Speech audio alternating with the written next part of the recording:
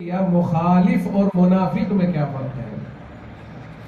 مخالف تو اسے کہتے ہیں کہ جو دیکھو مخالف کسی کو نقصان پہنچانے کے لیے کسی کی طرف ایسی منصوبہ سازی کرے کہ جس سے اس کو نقصان پہنچے.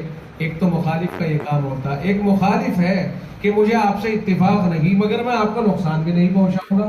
اور مخالفت کی مختلف قسمیں ہوتی ہیں. ایک قسم تو اس کی یہ ہے کہ مخالفت کروں آپ کو نقصان پہنچانے کے لیے. ایک قسم یہ ہے کہ مخالفت کروں آپ سے مجھے اتفاق نہیں لیکن نقصان نہیں پہنچاؤں گا آپ کو. ٹھیک ہے میں آپ سے اتفاق نہیں رکھتا. تو اگر اتفاق نہ رکھنے کی مخالفت ہے تو یہ بری نہیں ہے. کیا معلوم کس بات پہ اختلاف ہے اسے. یہ کوئی بری چیز نہیں ہے ہمیشہ کے لیے.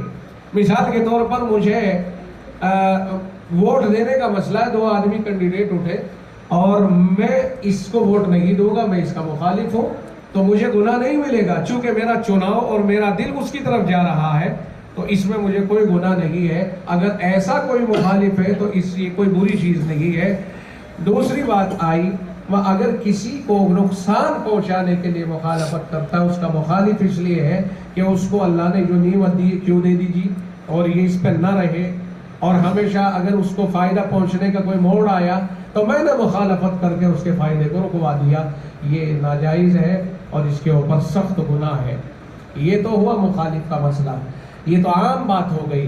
ہر مخالف منافق نہیں ہوتا ہے.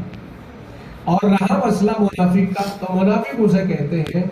منافق کی دو قسمیں ہیں. اب آپ نے بات چھیڑ دی تو میں علمی بات بتاؤں گا, آپ ذرا توجہ سے سننا. منافق دو طرح کا ہوتا ہے. ایک تو ہوتا ہے عقیدے کا منافق اور ایک ہوتا ہے عمل کا منافق. عقیدے کا منافق اسے کہتے ہیں کہ جس کا عقیدہ تو یہ ہو کہ اسلام